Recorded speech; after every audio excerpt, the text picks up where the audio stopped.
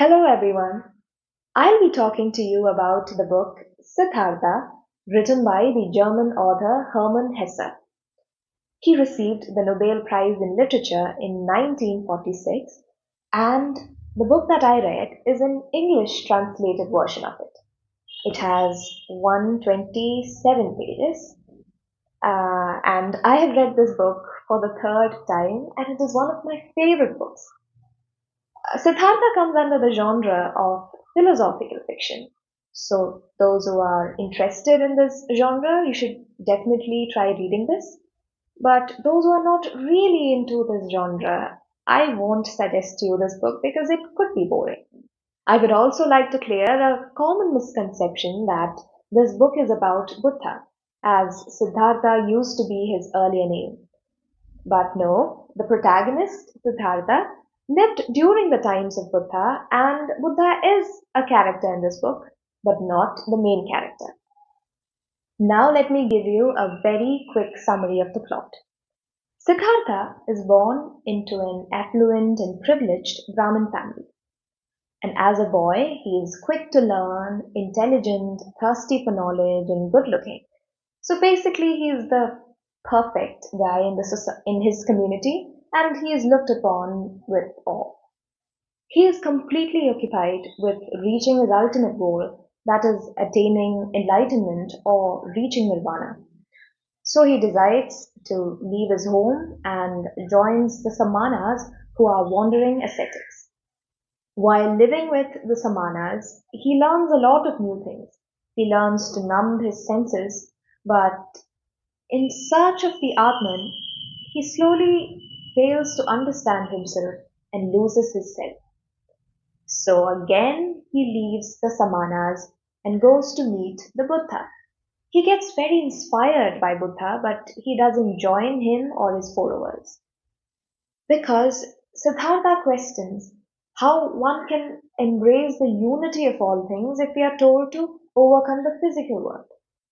So he leaves for the city, and there he meets Kamala, and she helps him learn the ways of the city.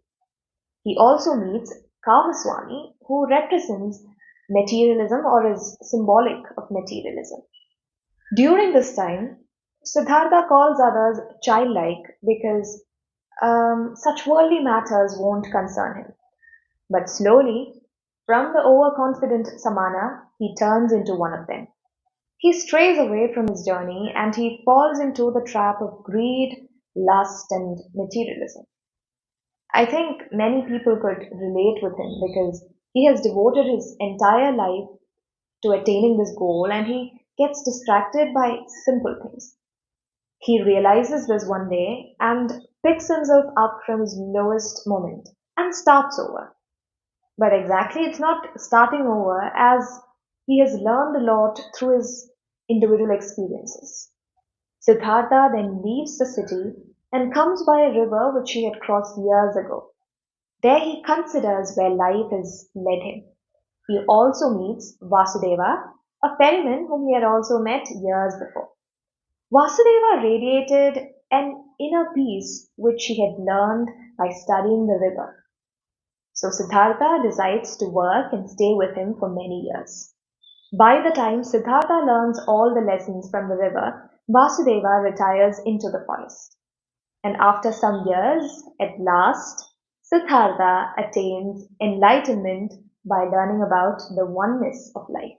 There are characters like Govinda, Siddhartha's childhood friend, who plays an important role in the story. Kamala and her son also are important characters. Now let me tell you a little bit more about the book. The language of the book is very simple.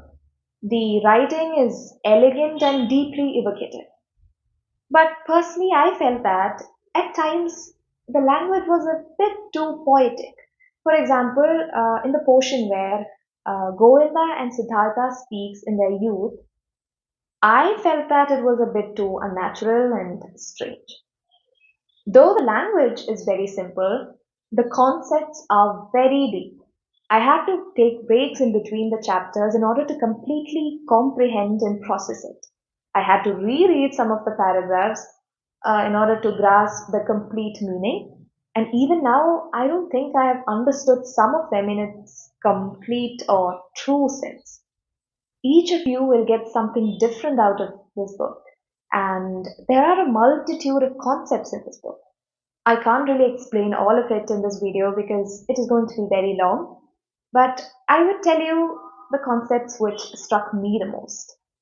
I love the portion where it talks about listening, the art of listening. I really love that portion.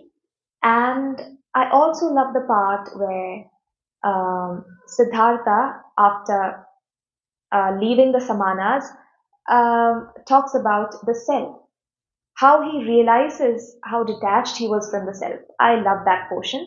And also, I like the quote which talks about wisdom, that knowledge could be learned or gained from teachers, but not wisdom. Wisdom can be gained only through experience.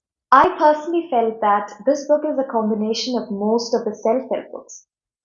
The difference is in self help books, you will get a correct explanation and a step by step guide.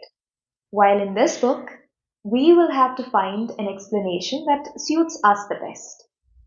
So I hope Siddhartha will help you in your self discovering journey.